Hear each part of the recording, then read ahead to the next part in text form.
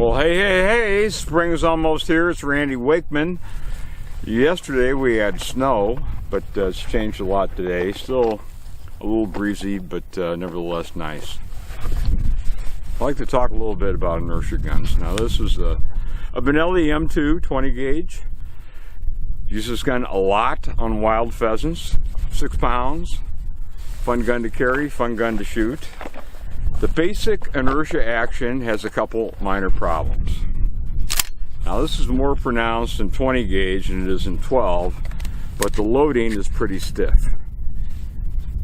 You should be able to hear the resistance and the click against the shell stop. So, for clays, this is where the Benelli thumb comes from. They're not all this way. It's more pronounced in 20 gauges, whether it's Benellis, Franckis, etc., but it's there.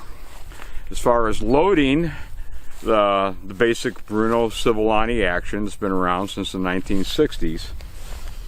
Here's the problem with the Benelli click. We'll hit the shell release. Now, if you want to slowly ease a shell in, like you might want to do when you're starting out duck hunting, or certainly in a turkey blind right before daylight, it stops.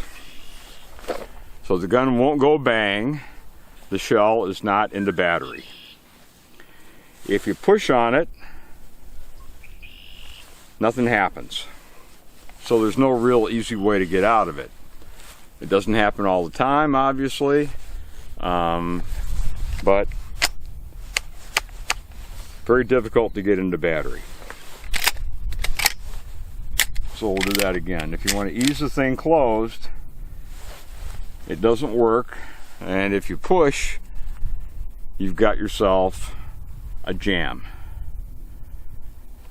So you can pound on this all you want, but the action's not going to go into battery. So that's one of the reasons we get the Benelli click. So to get out of it, you have to pull it back, generally put it back, put another shell in, and the way to load them to minimize your problems is just to let the bullet fly. Okay. Another problem, more pronounced in the 20 gauge versions, but it depends, is if you set the gun down, or even if you're walking over rough terrain, the gun can come out of battery. Listen. You can hear it, you can see it rattle. You place your gun down in the blind. Inadvertently, it doesn't happen all the time. You get used to it, you get used to checking all the time, but it's an annoyance. So that is an issue, and it's been an issue to a certain extent since the 1960s for most conventional Bruno Civolani actions. Okay, so what's the big deal about the Masai Mara and the Inertia Plus action?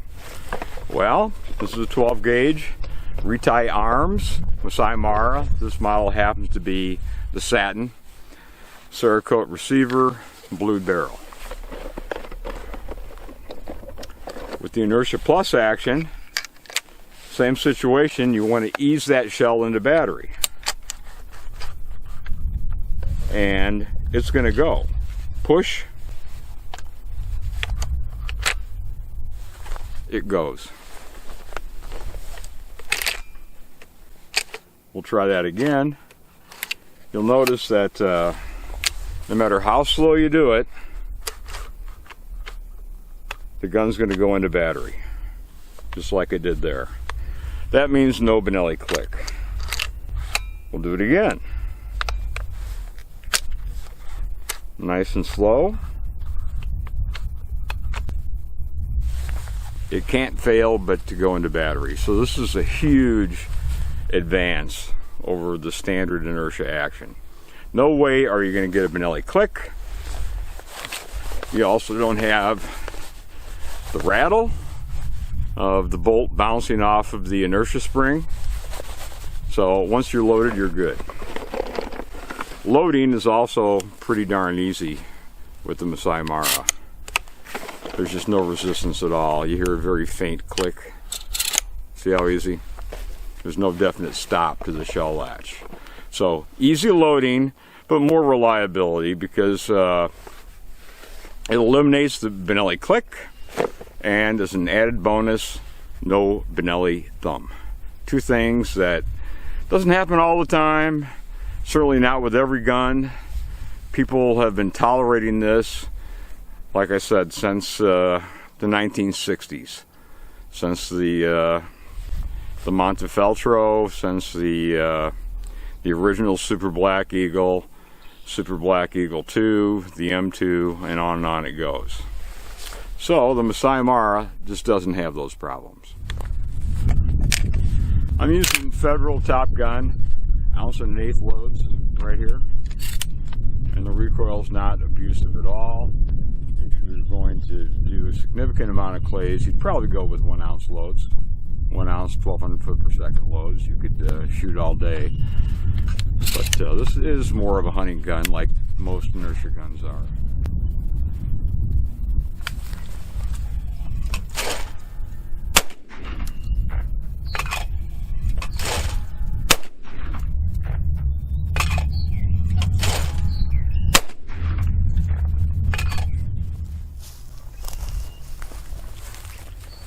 Many inertia guns have problems with light loads. This is about as low as I would go, ideal for the dove field or for clays.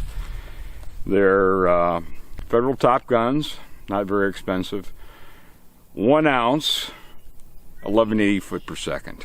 So almost I think every inertia gun I've ever tested, I've tested with Top Gun 1180 foot per second 1 ounce loads, just to see how the reliability is. So this will be no exception here. Check the ejection and see if there's any problems. And I'll eject holes with the camera so you get an idea whether the ejection is positive, is a little wimpy, what the deal is.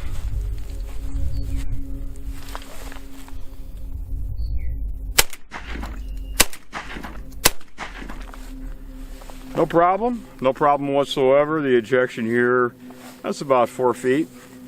So you'll have no problem with this gun at all with 1 ounce loads, and they don't even have to be fast 1 ounce loads. 1 ounce, 1180 foot per second, thereabouts, and you're good to go.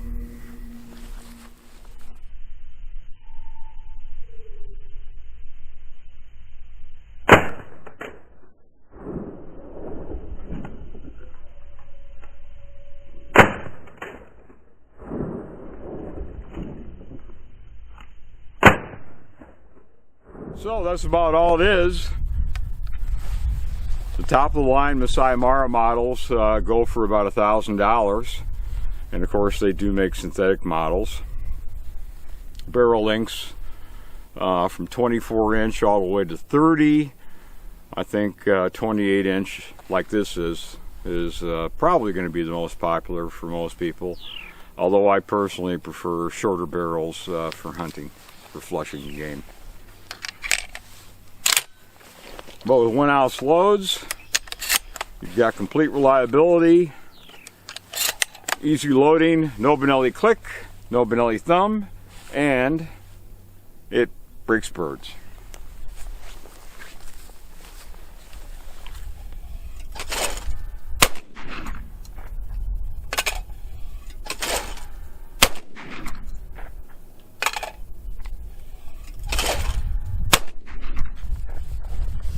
Not much to it, and this is with a wide open choke.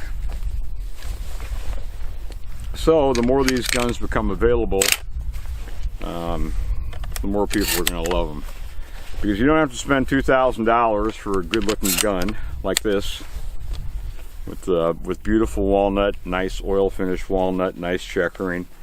It also has the quick release trigger, which some people will like. And as far as takedown, there's not much to it. As fun gun to shoot, and it just won't cost you a fortune either. It comes with 5 choke tubes. True Lock is going to have a full range of aftermarket choke tubes available sometime later on this summer. It's a 5-year warranty, and the warranty is handled by Briley. So, pick them all you want and go have a good time.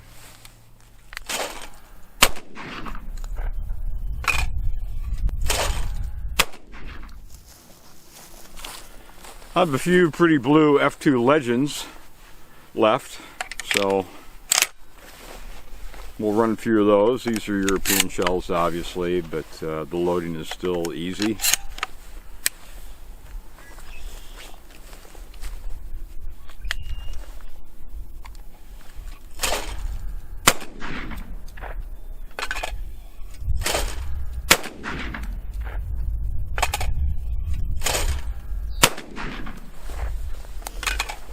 And it goes where you point it, which is a problem for a lot of guns as well. So this is the Masai Mara.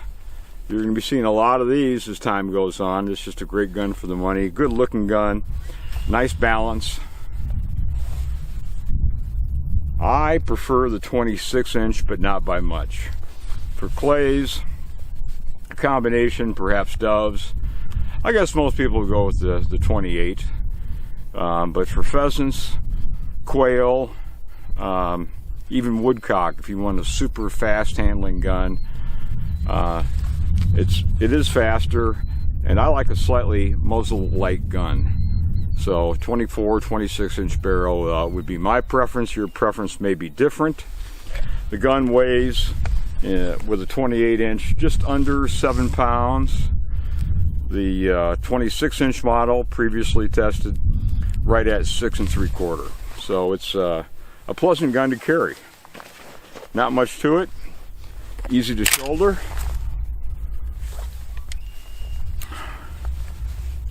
And it looks great. And that's never a bad thing to have.